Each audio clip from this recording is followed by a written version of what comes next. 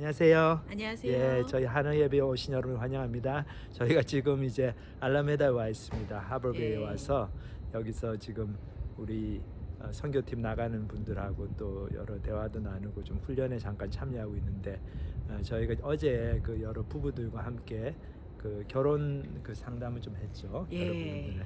그걸 하면서 좀 느낀 점들이 많이 있었습니다. 혹시 우리 부모님들께도 도움이 될까 싶어서 잠깐 나눴으면 좋겠습니다. 예. 저희가 네 커플이랑 이야기를 했는데요. 와, 우리 아가씨들이 아주 강하더라고요.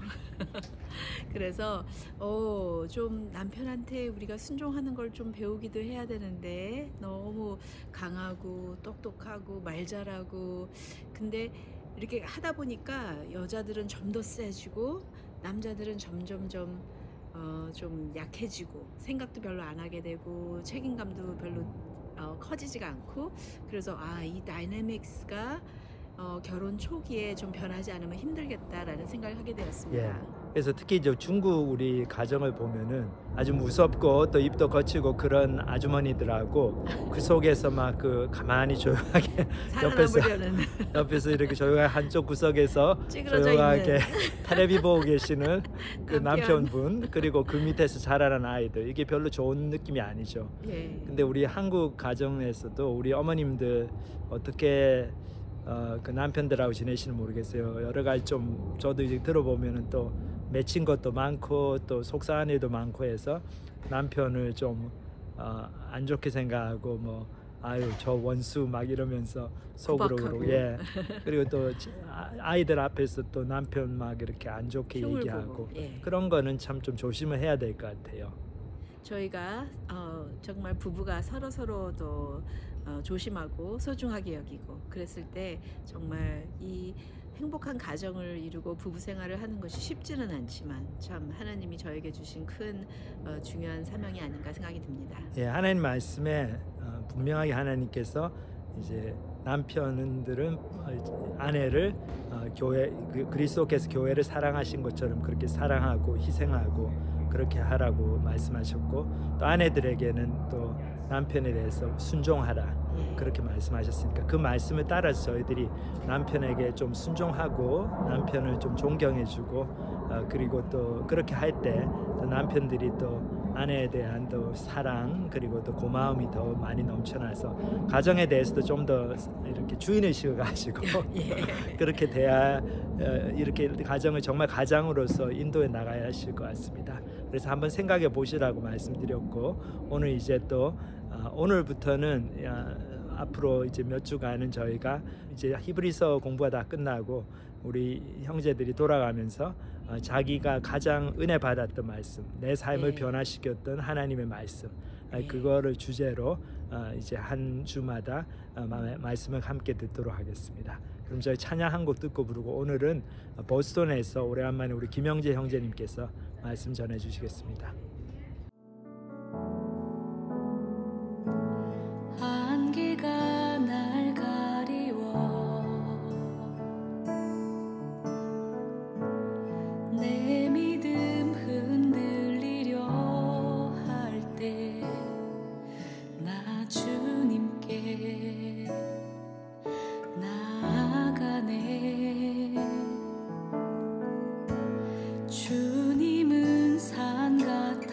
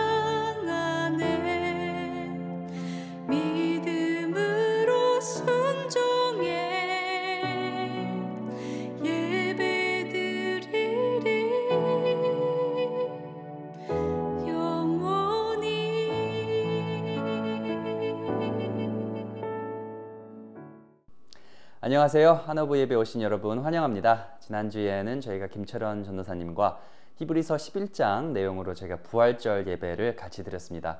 오늘은 히브리서를 잠깐 쉬어가는 차원에서 출애굽기 1장을 살펴보도록 하겠습니다. 오늘 본문 출애굽기 1장은 제가 지난 한 주간 깊게 묵상했던 말씀인데 하나님께서 정말 많은 은혜를 주셨습니다. 그래서 이제 오늘 저희 모두에게 하나님께서 어떠한 은혜를 주실지 기대하는 마음으로 출애굽기 1장 본문 먼저 영상 통해 다 같이 읽도록 하겠습니다. 야곱과 함께 각각 자기 가족을 데리고 애굽에 이른 이스라엘 아들들의 이름은 이러하니 르우벤과 시므온과 레위와 유다와 이사갈과 스불론과 베냐민과 단과 납달리와 갓과 아셀이요 야곱의 허리에서 나온 사람이 모두 70이요 요셉은 애굽에 있었더라. 요셉과 그의 모든 형제와 그 시대의 사람은 다 죽었고 이스라엘 자손은 생육하고 불어나 번성하고 매우 강하여 온 땅에 가득하게 되었더라.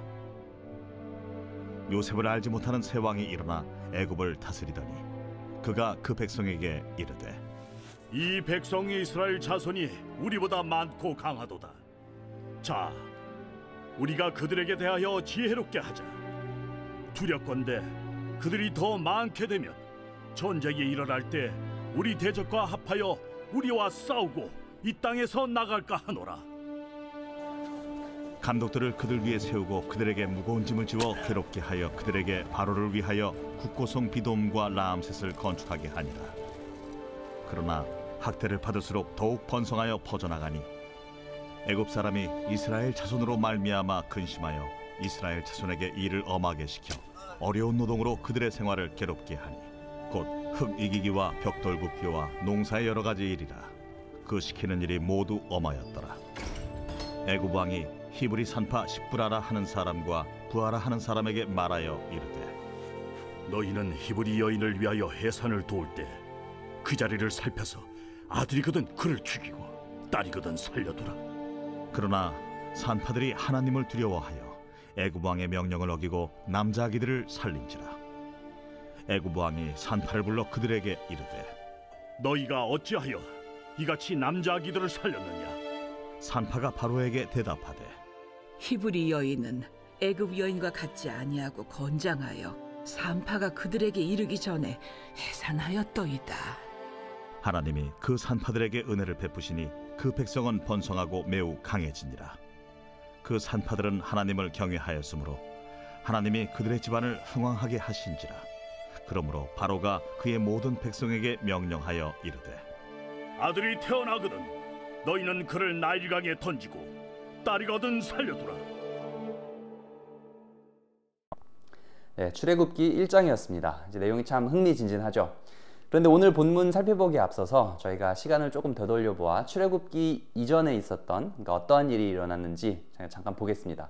네, 출애굽기 이전에는 창세기죠. 하나님께서 세상을 창조하시고 어떠한 방식으로 우리 인류와 본격적으로 동행하시기 시작하셨는지 그런 내용이었습니다.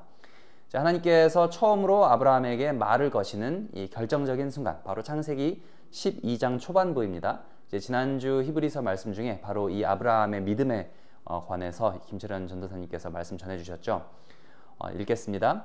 여호와께서 아브라함에게 이르시되 너는 너의 고향과 친척과 아버지의 집을 떠나 내가 네게 보여줄 땅으로 가라. 내가 너로 큰 민족을 이루고 내게 복을 주어 네 이름을 창대하게 하리니 너는 복이 될지라.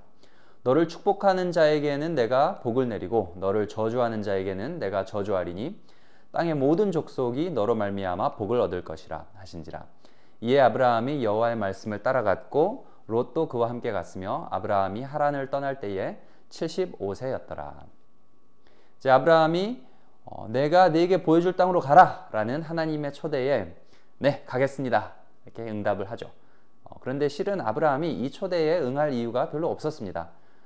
이제 당시 여러 토속신을 섬기며 사는 그런 사회와 풍습이 가져다주는 익숙함, 또 여태 잘 살고 있던 자신의 고향 갈대아 우르의 안락함을 굳이 내려놓고 먼 고생길을 떠날 필요가 그럴 이유가 없었습니다. 하지만 아브라함은 왜 떠났을까요? 바로 하나님의 약속을 믿었기 때문입니다. 하나님께서 이 새로운 삶으로의 초대를 아브라함에게만 하셨는지 아니면 여러 사람에게 했지만 아브라함만 하나님의 약속을 믿고 순종했는지 저희가 알 길은 없지만 어쨌든 아브라함은 하나님을 신뢰하기로 결정했습니다. 하나님의 약속의 핵심은 이것이죠. 내가 너로 큰 민족을 이루고 네게 복을 주어 내 이름을 창대하게 하겠다.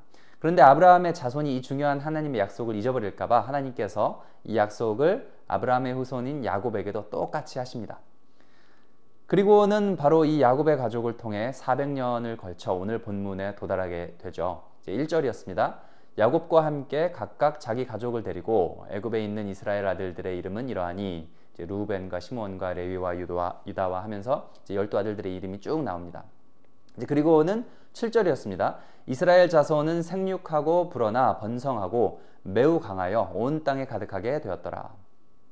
이 본문 묵상하면서요 생각해 봤습니다. 하나님께서 아브라함에게 이 창세기 12장에 하신 약속을 분명히 지키셨습니다. 오늘 본문에 나와 있죠. 하지만 아브라함은 이스마엘과 이삭 아들을 딱 둘만 보고 죽었습니다. 그런데 하나님께서는 너로 큰 민족을 이루겠다라고 약속을 하셨었죠. 아브라함은 자기 생애에는 이 약속을 못 누리고 죽었지만 하나님께서는 분명히 그 약속을 지키셨습니다. 이게 관점의 차이인 것 같습니다. 너무나 당연하게 들리지만 우리는 모두 다 우리의 관점에서 이 세상을 봅니다. 아브라함의 관점에서 보면 하나님의 약속은 안 지켜진 거나 다름없죠. 100세에 겨우 아들 둘 얻고 죽었지 않습니까? 하지만 하나님의 입장에서는, 하나님의 관점에서는 분명히 약속을 지키셨습니다. 단지 400년이라는 시간이 걸렸을 뿐입니다. 이토록 하나님은 약속을 지키시는 분이십니다. 우리 모두에게 약속하셨죠. 그를 믿는 자마다, 예수님을 믿는 자마다 죽지 않고 영생을 얻게 하려 이 땅에 오셨다. 지금 당장에는 이것이 현실같이 느껴지지 않을 수 있습니다. 그렇지만 그것은 지금 내 관점인 것이고요. 결국 시공간을 초월하신 우리 하나님의 관점에서 하나님께서 약속을 이루시면 그것은 우리에게도 이루어진 거나 다름없습니다. 그래서 여기서 잠깐 이 부분 묵상하는 시간을 갖도록 하겠습니다.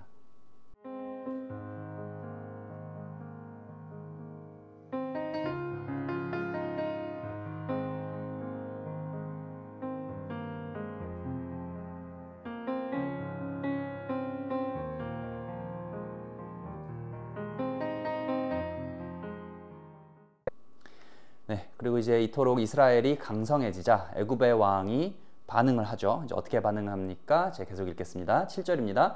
이스라엘 자손은 생육하고 불어나 번성하고 매우 강하여 온 땅에 가득하게 되었더라. 요셉을 알지 못하는 새 왕이 일어나 애굽을 다스리더니 그가 그 백성에게 이르되, 그러니까 지금 애굽 백성에게 말하는 거죠. 이 백성 이스라엘 자손이 우리보다 많고 강하도다. 자, 우리가 그들에게 대하여 지혜롭게 하자. 두렵건대 그들이 더 많게 되면 전쟁이 일어날 때에 우리 대적과 합하여 우리와 싸우고 이 땅에서 나갈까 하노라 하고, 감독들을 그들 위에 세우고 그들에게 무거운 짐을 지워 괴롭게 하여 그들에게 바로를 위하여 국고성 비돔과 라암셋을 건축하게 하니라. 요셉을 알지 못하는 새 왕이 등장합니다. 요셉은 창세기 후반부에 애굽으로 종으로 팔려와 결국에는 국무총리가 된 인물이죠. 요셉이 아니었다면 애굽은 7년간의 흉년으로 인해 나라가 망했을 것입니다. 그런데 이제 400여 년이라는 세월이 흘렀으니 이제 요셉을 알지 못하는 왕이 오늘 등장합니다. 이제 처음 10수년간은 아마 애굽 사람들이 이스라엘 사람들을 별로 상관하지 않았을 것 같아요. 오히려 요셉 덕분에 그들을 고마워라 했을 수도 있겠죠. 하지만 시간이 지나면서 또 애굽의 왕권이 바뀌면서 이스라엘에 대한 시선이 서서히 바뀌기 시작합니다. 오늘 본문에 와서는 이제 그들을 두려워하기까지 이릅니다.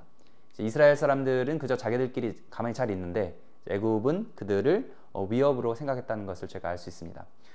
여러분 혹시 그러한 경험 있으신지 모르겠습니다. 과거에는 좋은 관계를 유지했어요. 내가 은혜를 받은 사람일 수도 있고 내가 은혜를 베푼 사람일 수도 있어요. 그런데 이제 시간이 조금씩 지나면서 보니까 이 사람이 나를 능가하려고 해요. 이럴 때 나의 마음은 어떠한가? 과거의 은혜는 과거의 은혜고 지금은 상황이 달라졌으니 내 마음이 괜히 불편하고 무겁다면 이것이 바로 오늘 본문의 이 애굽의 왕이 느끼는 것과 별반 다르지 않은 것 같습니다. 요셉을 알지 못하는 새 왕, 과거의 은혜를 알지 못하고 혹은 기억하려 하지 않고 이해타산을 해나가는 애굽 왕, 그의 마음이 이해가 됩니다. 우리 마음속에는 이러한 마음이 있나 잠시 묵상하는 시간을 가졌으면 좋겠습니다.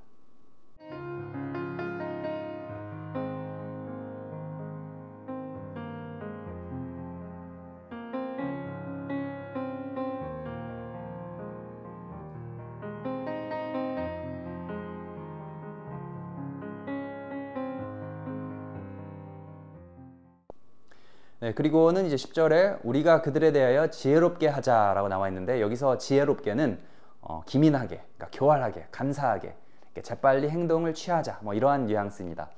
그리고는 정말로 교활하게 이스라엘을 속박하고 괴롭힙니다. 11절이죠. 감독들을 그들 위에 세우고 그들에게 무거운 짐을 지워 괴롭게 하여 그들에게 바로를 위하여 국고성 비돔과 라암셋을 건축하게 하니라. 애굽 왕 바로의 권력이 새삼 대단하다고 느껴졌습니다. 말 한마디에 그냥 한 민족의 운명을 좌지우지하지 않습니까? 이것이 바로 왕의 권력이고 왕의 힘이겠죠. 그런데 창세기 15장에 보면 하나님께서 아브라함에게 하신 말씀이 있습니다. 제가 읽겠습니다. 13절입니다. 여호와께서 아브라함에게 이르시되 너는 반드시 알라. 내 자손이 이방에서 객이 되어 그들을 섬기겠고 그들은 400년 동안 내 자손을 괴롭히리니. 이 무슨 말일까요? 하나님은요 400년 전에 미리 알고 계셨습니다. 너의 자손이 이방에서 객이 되어 그들을 섬기리라. 그리고 그들은 너희를 괴롭힐 것이다. 바로는 자기가 가장 위에 있다고 생각합니다. 그래서 자신의 지혜와 계략으로 자신이 원하는 방향으로 이 상황을 이끌어 가려고 노력을 하지만 실은 이 모든 것은 하나님의 주관 아래 있었습니다. 바로의 관점에서는 자신의 권력을 통해 뭔가를 이뤄내는 것 같지만 하나님 관점에서 보면 바로는 그저 하나의 인간일 뿐입니다. 우리 또한 마찬가지 아니겠습니까? 나의 관점에서 나는 왕입니다. 그죠? 내가 하고 싶은 대로 나의 지혜를 가지고 어떻게든 일을 펼쳐보고 이익을 챙겨보려 발버둥 칠 수 있습니다. 하지만 하나님의 관점에서는 우리 모두가 그저 하나의 연약한 인간에 지나지 않습니다. 때문에 중요한 것은 겸손함인 것 같습니다. 하나님이 하나님이시지 나는 하나님이 아닙니다. 내 손으로 무언가를 이룰 수 있을 것 같지만 결국에는요 하나님의 손에 달려 있습니다 라고 우리가 고백할 수 있는 이런 겸손함이 중요한 것 같습니다. 하지만 바로는 겸손하지 않았습니다. 그리고 이스라엘을 더욱더 학대했죠. 그러자 어떠한 일이 일어났습니까? 저희가 12절이었습니다. 그러나 학대를 받을수록 더욱 번성하여 퍼져나가니 애굽 사람이 이스라엘 자손으로 말미암아 근심하여 이스라엘 자손에게 이를 엄하게 시켜 어려운 노동으로 그들의 생활을 괴롭게 하니 곧 흙 이기기와 벽돌 굽기와 농사의 여러 가지 일이라. 그 시키는 일이 모두 엄하였더라. 이상하게도 학대를 하면 할수록 이들이 더 번성하는 것입니다. 이때 바로가 조금 더 겸손했다면 이거 뭐지? 이거 왜 이러지? 이스라엘은 우리 애굽과 무엇이 다르길래 이렇게 어려운 상황 속에서도 더 복을 받는 것이지? 라고 조심히 또 겸손히 질문을 던졌어야 하는데 바로는 그러지 않았습니다. 만약 바로가 조금 더 온유하고 겸손한 마음으로 이 상황을 지켜봤다면 그리고 또 진심으로 궁금해했다면 그는 이스라엘이라는 민족 중심에 야훼 하나님이 계시다는 것을 진즉 알았을 수도 있을 것입니다. 그런데 바로의 눈에 이스라엘은 그저 자신의 왕국을 위한 노동력 그 이상도 그 이하도 아니었습니다. 우리가 사람을 사람으로 여기지 못하고 나에게 이익인가 손해인가 이러한 관점에서만 바라본다면 우리도 바로와 별반 다를 것이 없는 사람들일 것입니다. 그래서 이제 여기서 잠깐 묵상하는 시간을 갖도록 하겠습니다.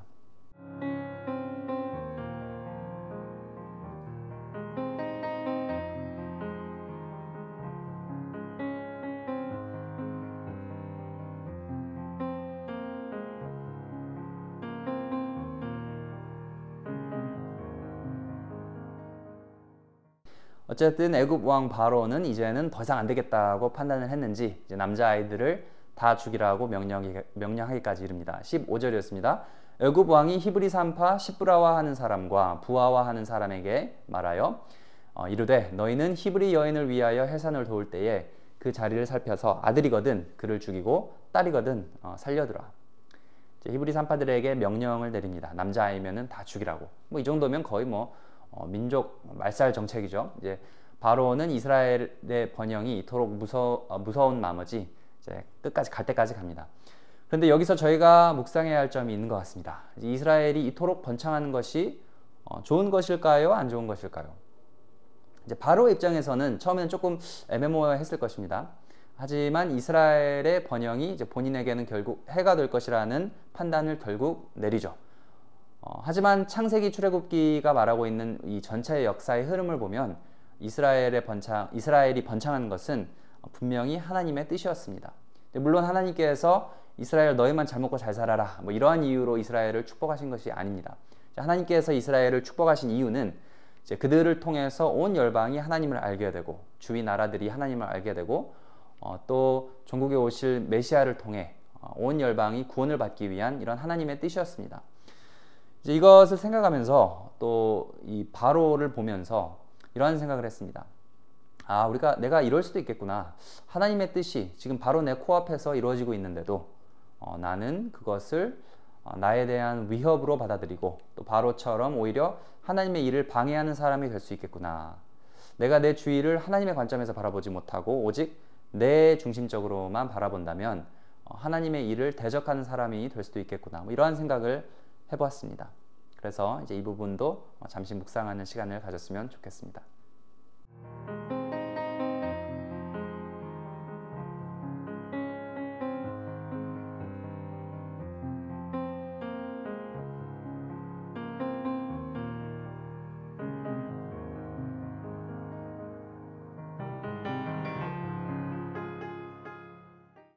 애굽 왕 바로는 하나님을 알지 못했고 또 하나님의 관점에서 상황을 이해하려 노력하지 않았습니다. 하지만 오늘 본문에는 하나님의 관점에서 이 상황을 이해하려고 노력한 사람들이 둘 등장하죠. 바로 시브라와 부아, 이 두 명의 산파들입니다. 17절 계속 읽겠습니다. 그러나 산파들이 하나님을 두려워하여 애굽 왕의 명령을 어기고 남자 아기들을 살린지라. 애굽 왕이 산파를 불러 그들에게 이르되 너희가 어찌하여 이같이 남자 아기들을 살렸느냐? 산파가 바로에게 대답하되 히브리 여인은 애굽 여인과 같지 아니하고 건장하여 산파가 그들에게 이르기 전에 해산하였더이다 하매 하나님이 그 산파들에게 은혜를 베푸시니 그 백성은 번성하고 매우 강해지니라. 그 산파들은 하나님을 경외하였으므로 하나님이 그들의 집안을 흥왕하게 하신지라. 그러므로 바로가 그의 모든 백성에게 명령하여 이르되 아들이 태어나거든 너희는 그를 나일강에 던지고 딸이거든 살려두라 하였더라.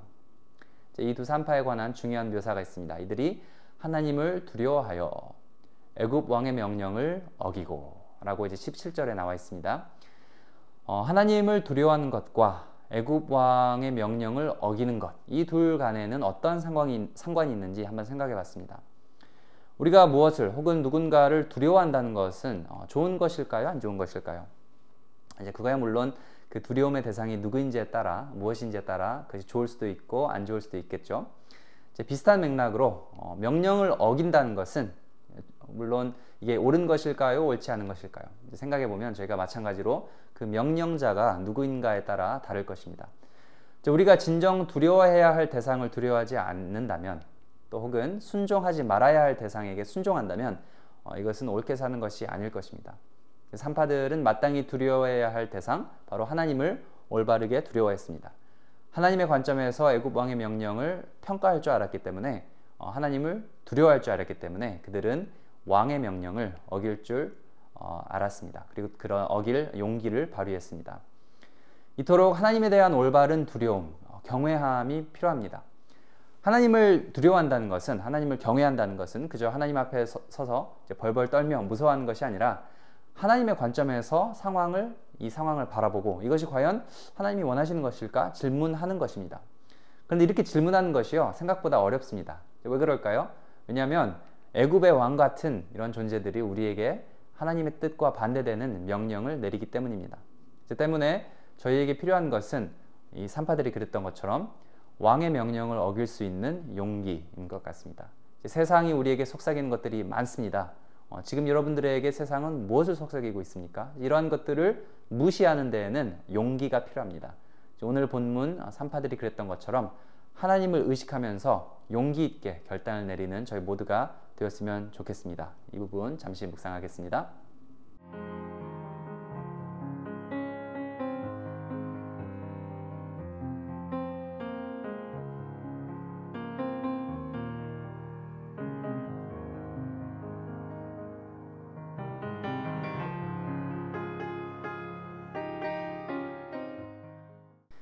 저희가 이제 산파들을 다시 한번 생각해 보면 이제 옛날에는 이런 사람들이 많았던 것으로 알고 있습니다. 이제 사전을 살펴보니까 산파란 아이를 낳을 때에 아이를 받고 이제 산모를 도와주는 일을 직업으로 하던 여인 이렇게 나오는데요.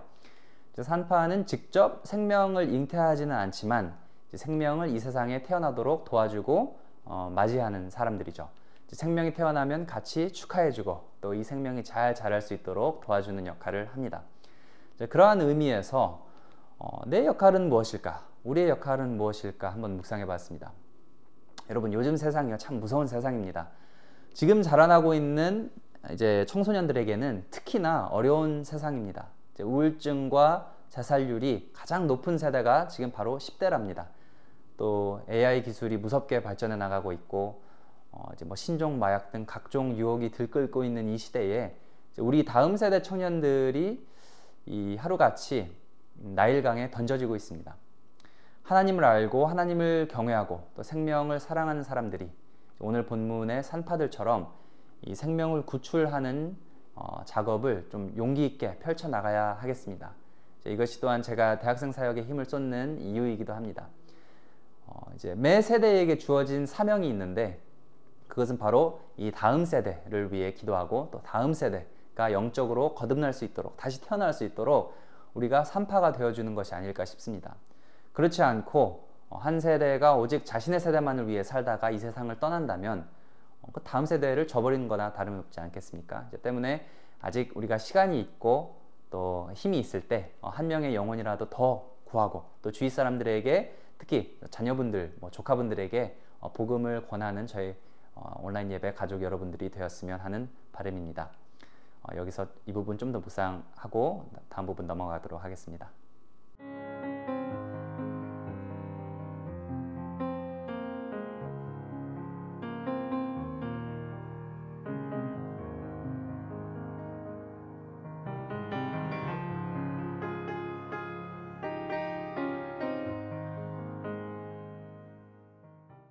자, 이제 이러한 산파들에게 하나님께서 어떻게 하시나 20절과 21절이었습니다.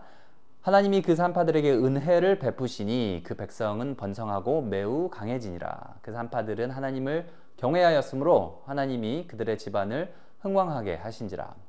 하나님께서 은혜를 베푸시고 그들의 집안을 축복하십니다. 하나님께서는요, 자신을 경외하는 자들을 결코 도외시하지 않으십니다. 저희가 이제 기복신앙, 즉 그저 이제 복을 기대하고 하나님을 바라보는 이러한 신앙 행태를 가져서는 안 되겠지만, 그렇다고 해서 하나님께서 복 주시는 분이라는 사실을 애써 외면할 필요도 없습니다.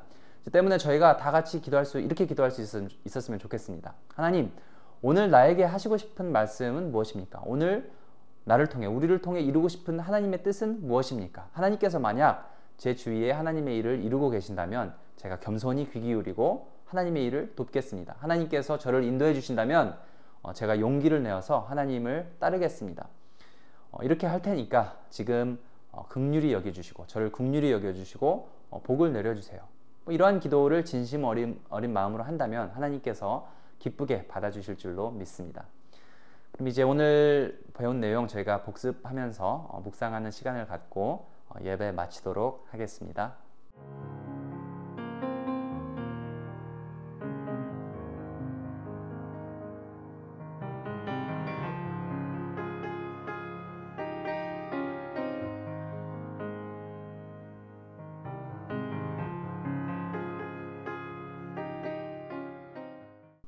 네, 그러면 기도로 마치도록 하겠습니다. 하나님, 오늘 출애굽기 1장 말씀 주심에 감사합니다. 저희가 이제 창세기와 출애굽기 같이 공부하면서 이 역사의 주관자는 하나님이시라는 것을 다시 한번 깨닫습니다. 이제 때로는 내가 왕 같고 내가 최종 결정권자인 것 같지만 그렇지 않습니다. 하나님께서 모든 역사와 또 우리 나의 삶의 주관자 되십니다. 하나님, 우리가 이 사실을 인정하고 또 겸손히 하나님 앞에 나와서 애굽 왕과 같지 아니하고 우리가 겸손하게 하나님께 하나님의 뜻은 무엇입니까? 하나님은 지금 어떤 일을 하고 계시며 내가 그 일을 어떻게 하면 도울 수 있겠습니까? 이러한 자세로 하나님 앞에 나온다면 하나님께서 산파들에게 그랬던 것처럼 우리에게도 은혜를 베풀어 주실 줄 믿습니다. 그래서 오늘 한 주간도 이 말씀, 오늘 정말 많은 부분 묵상했는데 기억하면서 정말 하나님 의식하면서 살았으면 좋겠습니다.